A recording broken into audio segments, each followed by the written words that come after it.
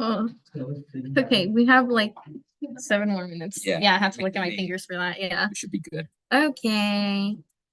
What is this? 6. Oh no. Oh no, what? That you're good. You're good. Just go back, and you should be good. That's it. That's the video. Oh, are we starting it? Huh? Are we starting it now? No, we're not. Well, I mean, technically, yes, we are, but we can just mention beforehand that we're having this. Hello, guys. Hey guys, so this is gonna be a little intermission. Yeah. Because we haven't gotten the Zoom meeting started yet. So it'll take us a bit, but just wait up. We'll have the meeting started in a little bit. Oh man, this is so. Okay.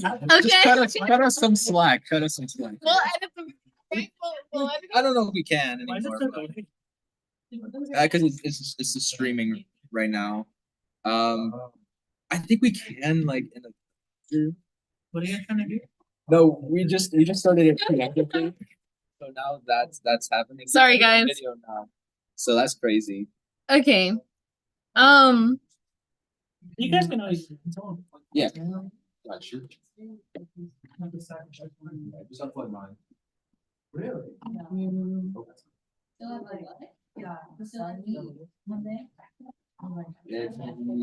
Okay. Okay, let me. Okay. What? No, nothing. Whoa, what popped up? No, it just like something on the screen, but it's fine. Okay. Let me connect this thing. Wait, actually, not yet. I can't believe this is gonna come out in the recording. All of this, yeah. Yeah.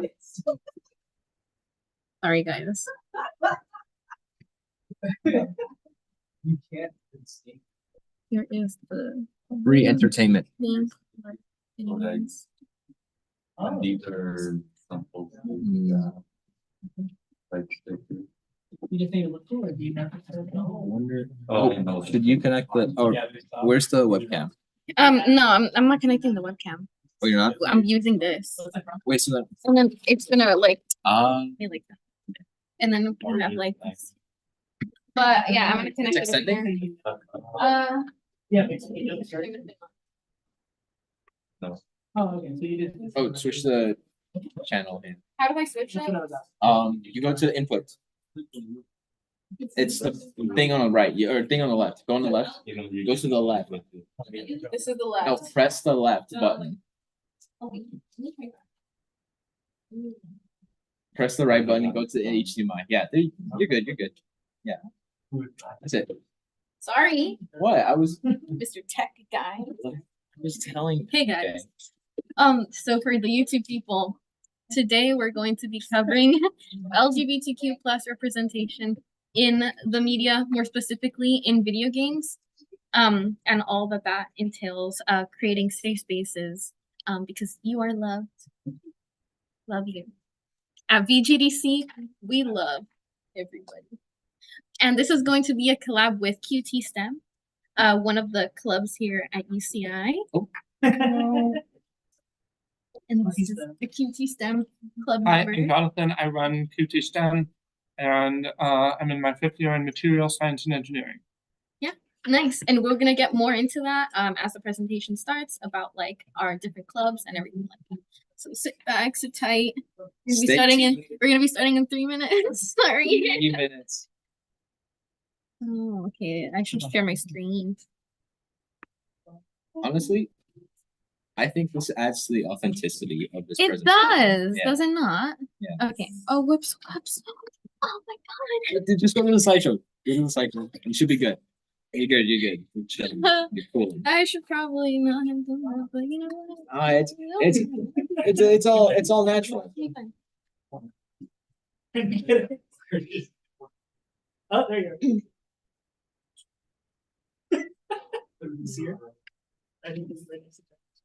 Should the overall presentation should take about like 45 minutes. As for like how that's gonna be split up between time between you guys. I Yeah. feel like it should be You're on like YouTube. a couple of extra slides. Are you sure like you know what slides you're supposed to be talking about? If you have already gone over those?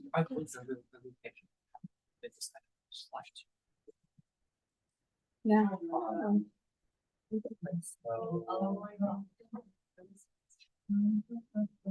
Oh, did you happen to delete all the slides that you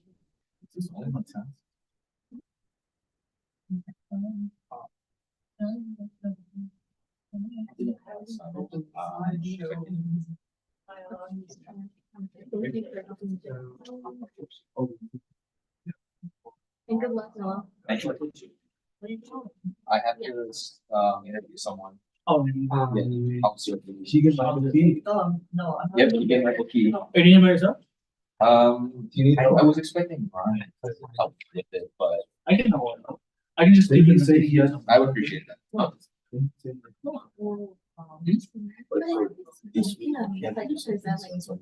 No, he said he can meet this Friday. Yeah, But the rest I can just. yeah.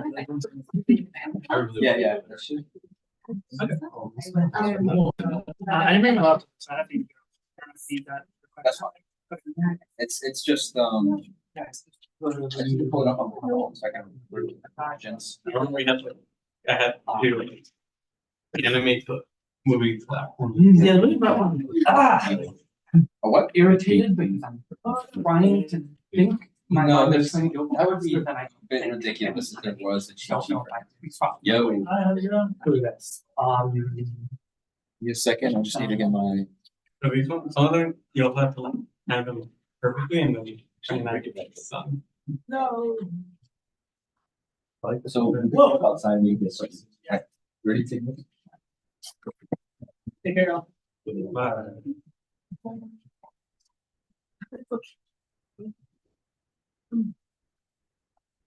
This is a different shade. How about that? 101. Okay, do you wanna go with slides? Really? Or should I just- We lost it. And you can also just put time on this and you're doing that, like trying. 45. Oh. I think it's going to. We're almost done. Alright, for sure.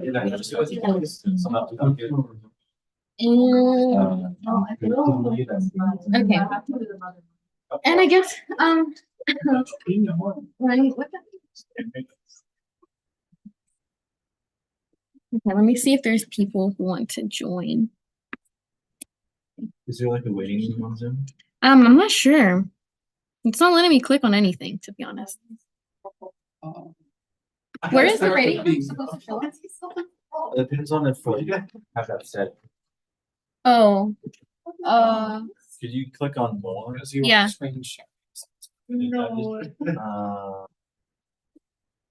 I don't think waiting room is enabled, which is good. If people join, they'll be.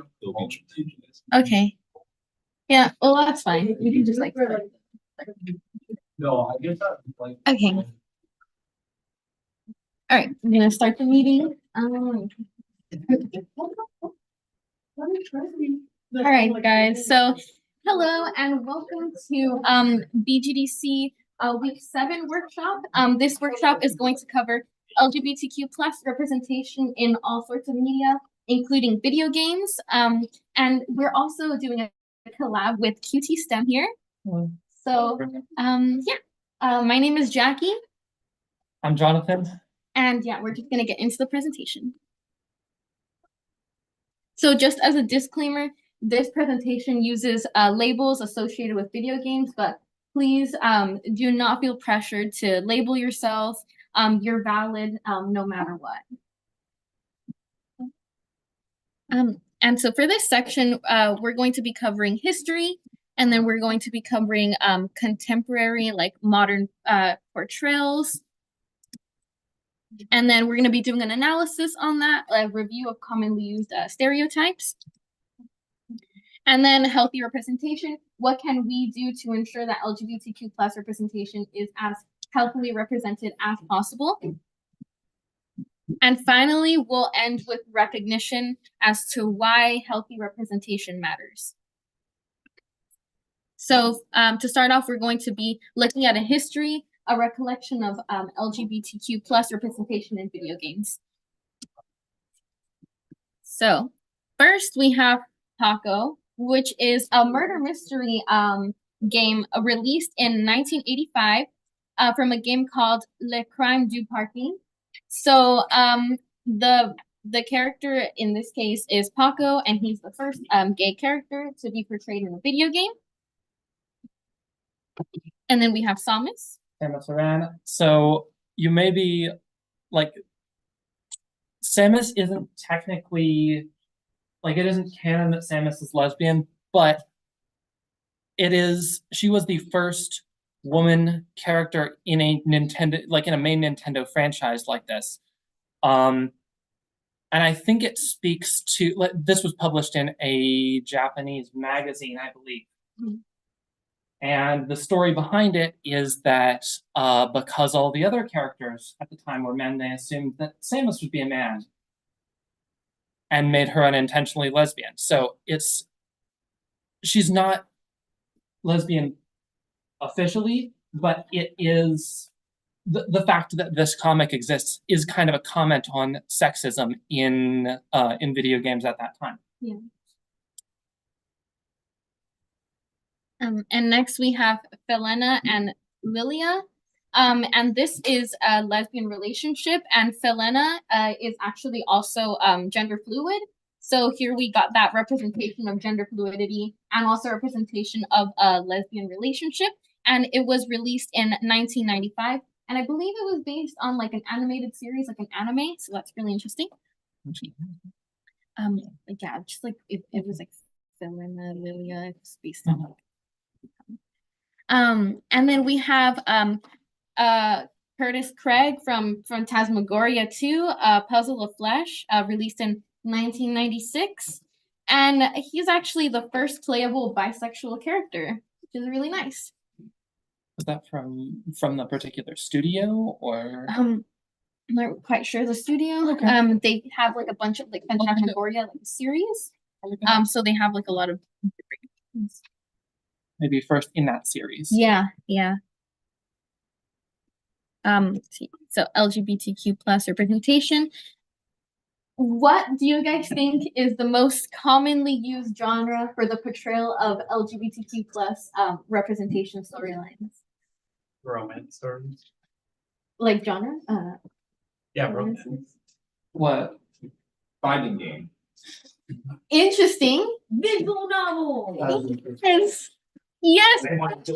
And visual novels, which how quaint that we are the writing department, which we write these stories for our queer characters in a sort of fiction visual novel style, which is really nice because you can really explore the characters in depth, not only through story but also through visuals.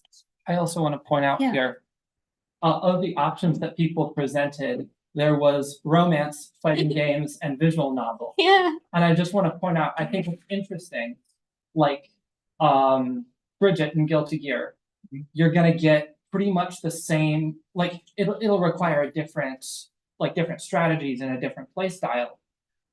But ultimately you're doing the same actions to control your character as you would for another character. All of the queer and trans representation is in the storyline in associated media. You'd also get that in something like Overwatch with Tracer. You get that in the additional media, and you might get it in characterization like combat barks, but you wouldn't get that you don't get that in the story. You don't get that in the gameplay, and that's an interesting contrast I wanted to point out between something like a visual novel or a story-based game and inclusion of queer or trans characters in something that's more based on mechanics. Street Fighter, for example. Yeah. Street Fighter. There's a lot of like characters that are queer coded or that you know are represented in such a way that could allude to them, right? So that's interesting, yeah. So representation 1,500 plus titles with LGBTQ plus representation since the 1980s, which is like really great. It's really great to see that we've like breaking away from these taboos that were once like seen like severely like there was like severe censorship toward these types of representations and portrayals. So it's really nice that we're moving away from like from those mentalities. And for playable characters, since 2007, nearly 1/2 of games have playable LGBTQ plus character to them. Yeah. So now we'll look at contemporary portrayals of LGBTQ plus representation in video games. So we'll start off with Maya from Borderlands 2. This game was released in 2012. And Maya is asexual. So now we're starting to see more inclusion of different sexualities represented here. And we have Ellie, of course, from The Last of Us 2013 and The Last of Us Part 2 2020. And Ellie is a lesbian. Just to add on, this is kind of bridging the gap between mechanics where they'd play the same as anyone else and a story-based game. Go ahead with the rest. Yeah. We have Dorian Pavus from Dragon Age Inquisition 2014. Dorian is a gay character. And then we have May from Night in the Woods 2017. And May is pansexual. So yeah, as we learn more about sexualities, we start to include more of those in the games. We start to educate people more about these sexualities that were once generalized into a specific category. And now we'll get into queer coding. Queer coding not only happens in games, but in media and in music. So what is queer coding? Well, queer coding is using subtext or a visual representation to subtly hint to the audience that a character is queer. And why is this happening? Well, we can thank the Hays Code, which extended from 1932 to 1968 for this, which set an industry standard for censorship and what is acceptable or what is unacceptable to be shown in not only like video games, but like in movies too. And this was like even stuff like gore, like violence, like you couldn't show any blood or any like guts or anything like that because that was deemed like inappropriate for audiences. So yeah, they had strict censorship codes. As far as I know, that was replaced by that was the precursor to the GPG PG-13 and our rating system for movies. Yeah. And I know that video games fall under a totally different industry-imposed rating system. Yeah. But having something that like you can't say it explicitly. Actually, one of the things in the Hays Code, I believe, was that you could show a gay relationship, but it had to fall apart and end in tragedy, and it had to conform to a Christian value of this is sin, it has to end badly. Yeah, and that was severely restrictive, and it put a lot of like misrepresentation out there for what queer relationships are. They were seen as this evil, this sin that you should stray away from, which is like totally horrible for young queer individuals growing up in a society where they feel oppressed in that way. Like they have to oppress that feeling. It's not normal. And this shows up everywhere in movies, TV shows, video games, and music. And as we'll see, we'll delve into some examples. Yeah. So here's a video game example. We have Arlecchino, which is from Genshin Impact. And Arlecchino is gender non-conforming.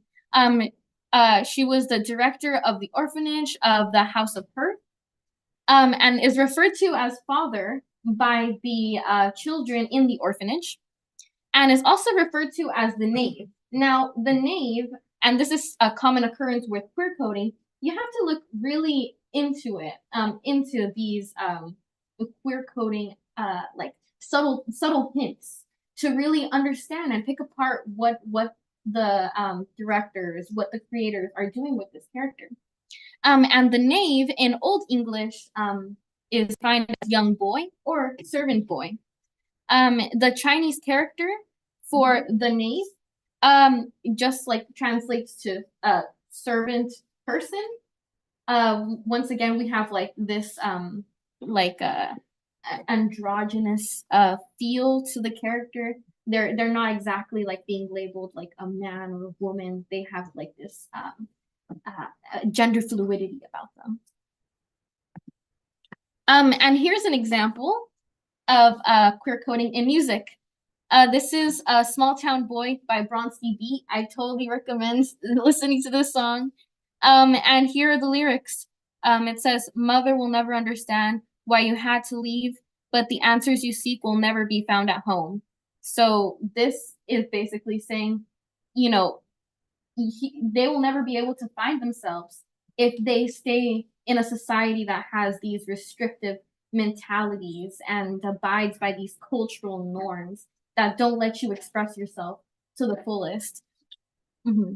I do think that one kind of general theme in queer coding is knowing an experience that people share and portraying that experience, not explicitly saying that it's from a particular minority identity.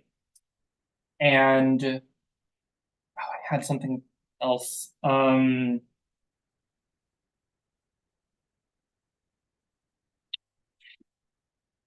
Lost my train of thought. Sorry. It's okay. Go ahead. We can get back into it. And then the next verse says, "The love that you need will never be found at home. Run away, turn away, run away, turn away." And this is something that a lot of like queer individuals will resonate with, the feeling that they have to run from who they really are, like hide that part of themselves. But this is showing like, hey, you know what? Like maybe this society is not accepting of you, but there are places, there are safe spaces where you can feel that acceptance, where you can feel that inclusion. And you just have to find it within yourself to break away from that mold that we're grown up with. One of the other things is that, and I'll talk more about this later, is that if you're representing an experience in a minority community, not everyone in that minority community will resonate with your experience. So if you're going to queer code something and like you,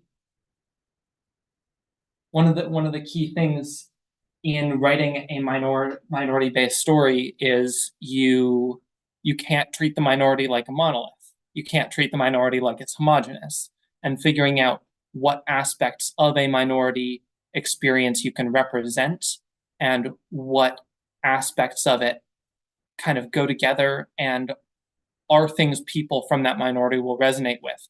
That's your challenge with writing. Yeah, and expressing that deep emotion. Because even if this is, you might think this is a personal experience, I can guarantee that other people will benefit from hearing your story or hearing your experiences. And this is also a bit of queer coding here, but you might know Mike Wheeler from Stranger Things. This is his official Spotify playlist, and Small Town Boy is the first song on his playlist, signifying that there may be some tying of emotions to this song and his like character arc. And so here is a media example. Once again, using Stranger Things. This is a hyperfixation for me, guys. Bear with me, please. I'll explain. So the use of triangles, triangle symbols, triangle imagery. So The triangles were used during the Holocaust to signify to classify prisoners that specifically queer individuals. There were many symbols that were used. However, the upside down triangle, and it was like a pink triangle, was used to signify queer individuals. And now in the media, it's used to symbolize, well, it's used to queer code characters. As you can see, this is Robin from Stranger Things, and the arrows here will hopefully get you a visual on the little triangles on her little like flannel there, a little outfit. I don't know. And I actually fact checked this because there was an interview that someone did with the Stranger Things wardrobe, the wardrobe department, and the wardrobe department said that they added specifically triangles to certain characters' clothing to symbolize, like, to queer code them in such a way, which is very interesting when we take a look at Mike Wheeler from Stranger Things, who once again has a triangle. I do just want to add something really quick with the pink triangle as a symbol. Because it does have a history associated with Nazi Germany, it's something that is a reclaimed symbol, and therefore it should be used with caution. Something like the Rainbow Pride flag was created by a proud gay individual. His name was Gilbert Baker, who made the original one. He made one with 8 stripes. It got condensed down to 6 so they could hang it on street sign or street like lampposts easier. But something like that is better if you want something that's like a safe bet for including a lot of pride flags, because they're created by members of the community for members of the community are probably a safer bet than things like the pink triangle. Yeah. I'm trying to think of other examples, but yeah, for sure. All right, on to the next section. Now we're going to be talking about stereotypes, a review of commonly used tropes and archetypes specifically used in video games, video game characters. So here are just a couple. So the overly flamboyant. This happens a lot of the times with specifically gay characters, where they portray them as like super like into fashion forward, super dramatic, like they have really long nails and they're like, oh my gosh, did you really just like almost break my nail? Like you know what, there can be like gay characters that are not super flamboyant. There could be characters that are super masculine presenting, and that does not take away from their sexuality, that does not take away from their label. Transferring over to toxic masculinity. So violence, dominance, the use of brute force and muscles. Well, this is like a lot of the times used for signifying like straight presenting like characters, like assert like that like manly like asserting dominance type of feel, and it like always falls flat because that's just like really commonly used, and it's like not a healthy representation of a character. I do want to chime in here real quick about toxic masculinity versus different identities. Anybody familiar with the show called The L Word? I think it came out in the mid-2000s. I've heard, but I haven't seen. It's following a friend group, it's following a lesbian friend group, and I think in like season 5, something like that, they introduce a character who's transmasc, and he comes into the show presenting as a woman, and then over the course of I think 2 seasons transitions. And the presentation of him is he goes from the way the writers wrote his character arc, he goes from this kind of very nice person to gradually being aggressive toward everyone and being really negative, being really hostile. The arc where he leaves the show is that he sells out to some big corporation and ends up getting a job. And the characters in the show are talking with him like, you could be you could be the butchest lesbian possible. Why don't you want to do this? And he's like, well, why? Well, because I'm not. And that, well, because I'm not is like that's a valid representation for a lot of trans people. But the way it was presented as, I mean, especially because he's the only trans character in that entire arc, presenting him as, oh, do you need a charger for that? All right.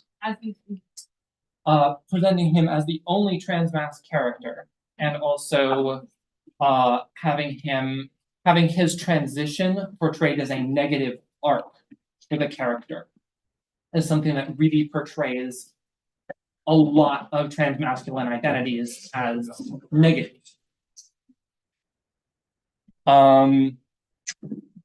Yeah. Okay, so so you said that this like take was definitely like short-sighted, or was this something that was like more on like an intentional?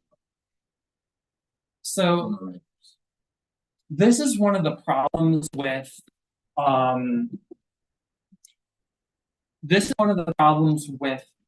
the LGBT community, is because there are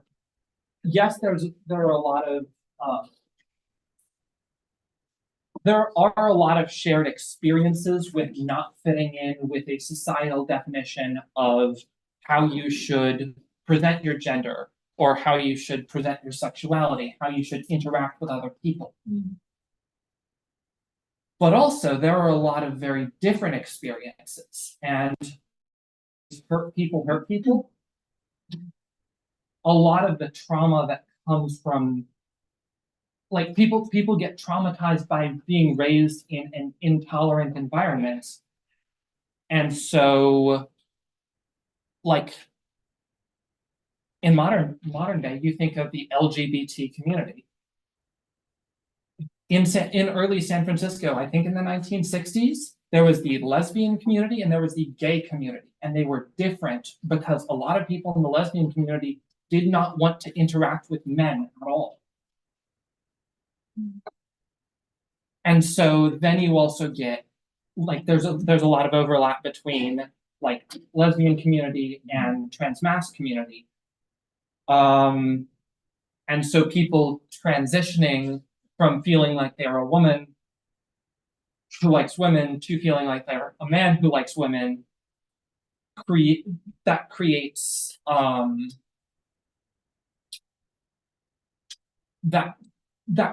friction for people who are traumatized and have had negative experiences with men. So kind of like a paradigm shift for them. Sorry, to loop back to your question, it's like, I think it's both short-sighted, and it's a case of the writers not having enough representation or enough context about what they're writing.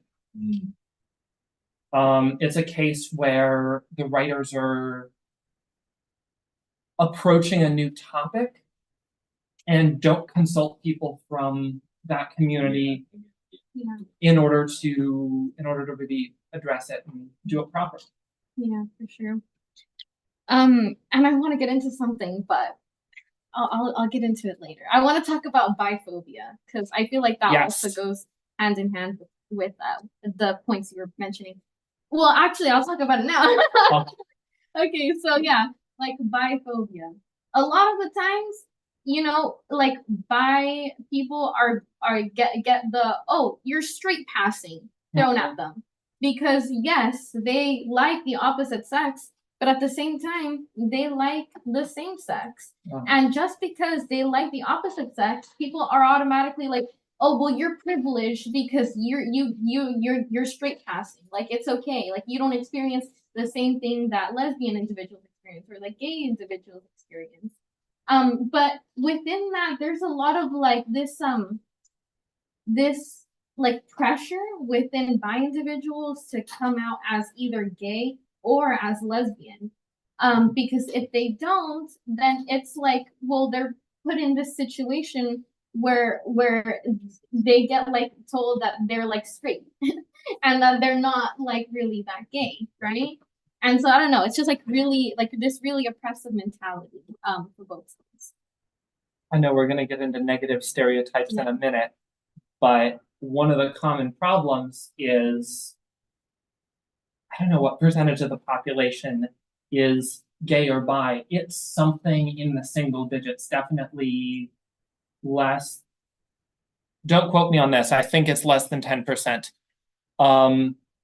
But your dating pool is just a lot smaller. If you are bi, you want to date both men and women.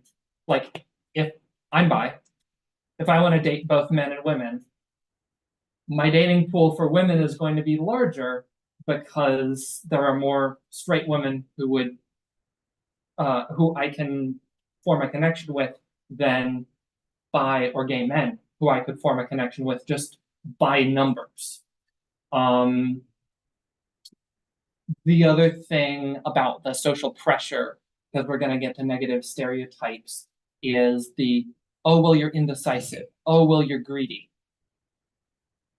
I want to point out that, like, a lot of people do use intermediate labels as a way to, like, understand themselves a little bit better, move and kind of process their emotions, process their experiences, and because of social pressure, might not want to come out as gay immediately.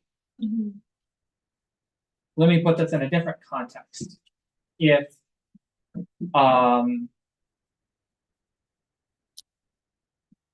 you want to take a job in like a riskier field, if you want to be an English major, there isn't like a huge, there aren't a lot of jobs that are like, yes, we will hire you. We are specifically looking for English majors. Your job prospects aren't super great. If you have to tell your parents who are concerned about you getting a job, like, hey, I want to study English. This is what I love and what I'm passionate about. And they'd be concerned. You might say, well, I'm considering studying this. Now, from the other side, if someone tells you, hey, I'm considering studying this, and I know the job prospects aren't great, I know that it might impact my future.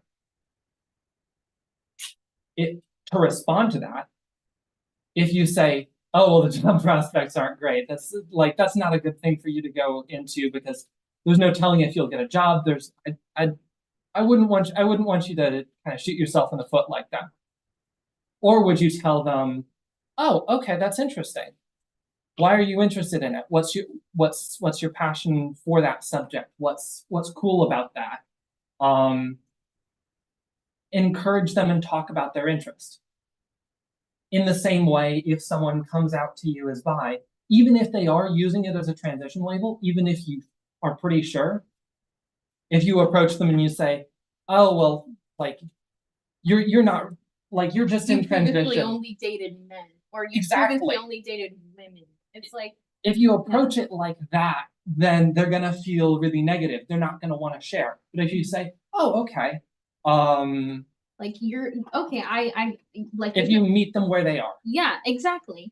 In all, if someone says that it like tells you what their sexuality is, believe them, because that's what they identify as, and they're valid for doing so. A trans man can wear a dress and still be a trans man, and that's completely valid. And then we have like bows. So actually, you'd be quite surprised to know how many, and Birdo too, like how many characters are given bows to feminize them, to label them as a female. And how often do they do, I mean, this comes up in like animated movies too. How often do they do the creepy, all the women have vaguely human boobs and over-exaggerated eyelashes? Like, if you're doing it on a low-res pixel display, okay, I can understand why you'd want to exaggerate that in order to differentiate characters. But if you have a full 3D world or you have high-quality art, yeah, it's like this sexualization, and then it like makes people, like makes women believe that they have to look a certain way in order to be a woman. They have to look a certain way in order to be a man. And then we also have portraying queer characters as side characters or making queer relationships side quests. Like, no, this should not be something that's brushed off to the side, because the queer experience is not something that is a side quest. It's not something that you can experience on the side. It's your whole life. This is your identity, and it deserves to be explored. I definitely think that it's better to have some representation done well than it is to have no representation at all, have all of your characters explicitly coded as straight. But at the same time, if you're only making games where all of your characters are straight and cis, like not trans, that might be an indicator that you need to branch out. Yeah, for sure. And then, villains. Yes, villains. So this goes back to Hays Code, and this goes back to stuff related to that, because you have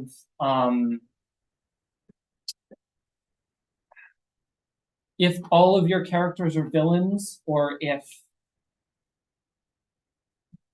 I thought I had more for this. Kind of like demonizing. Yeah, it is demonizing. It is demonizing to have the only representation be someone who is evil and specifically bad.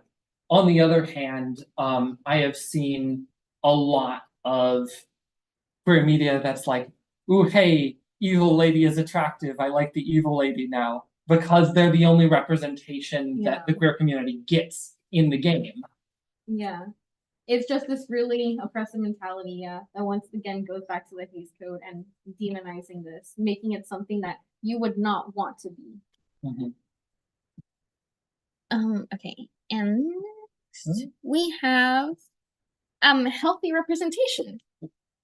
Doing our part to create a safe and inclusive environment.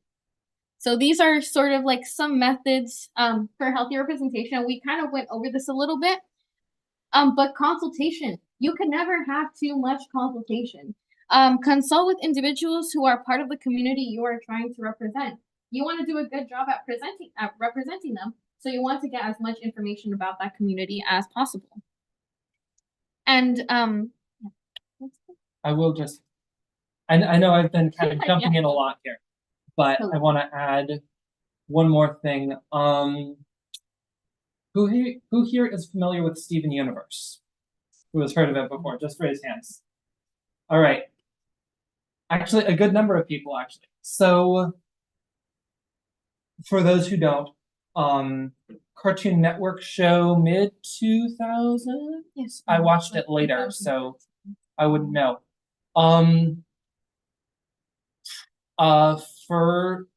And most of the main cast is kind of implied to be women, use she, her pronouns, and that sort of thing.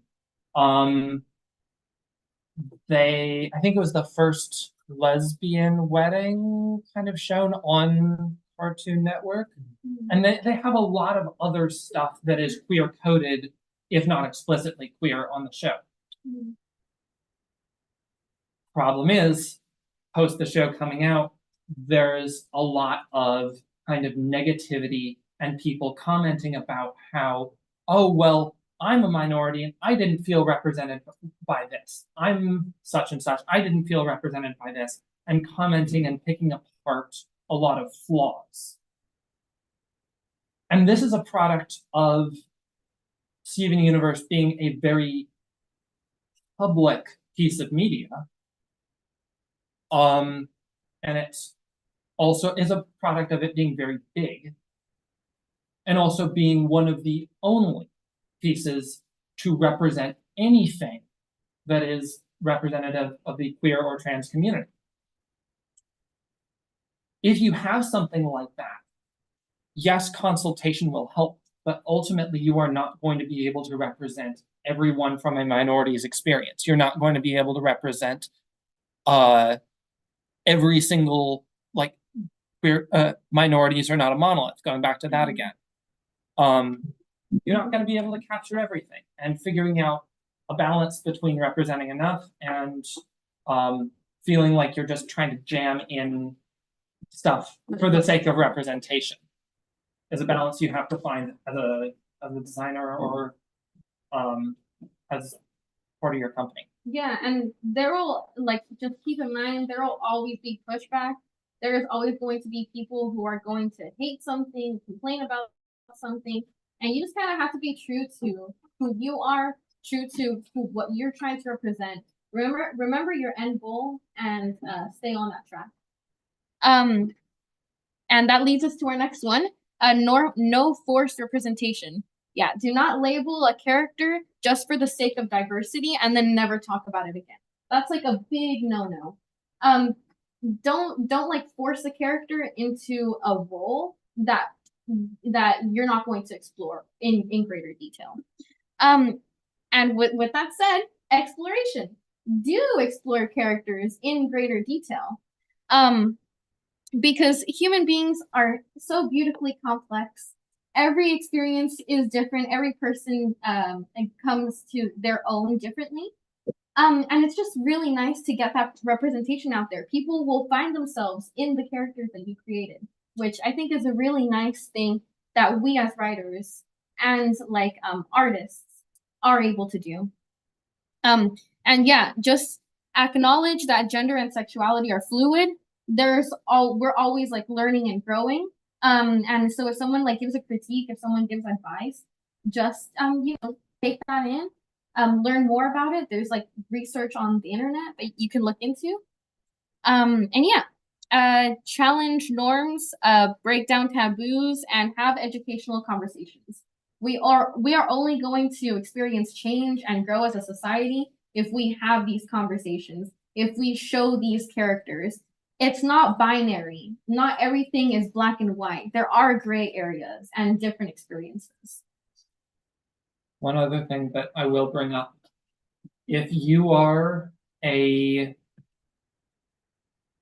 outgroup for a minority, you want to approach people for a minority, the way to approach it is to make sure that someone, like if you want to talk to one of your coworkers to ask their opinion on something, you build a little bit of rapport with them. You show that you can have a good conversation with them, and then you just see if you can ask a good question, and then you just listen.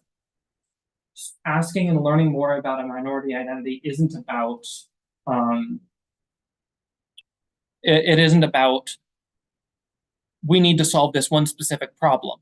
Let's try and solve this one specific problem by talking to this one minority person for a short period of time. It's let's start a conversation.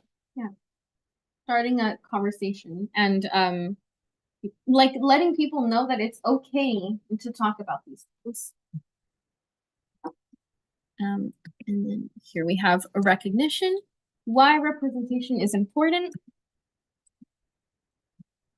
So first off, the LGBTQ plus experience. We've been talking about this through the trajectory of the video, but though each experience is different, it may help others recognize what they are feeling and let them know that they are normal. These experiences are completely fine to have, and you are not alone in that experience.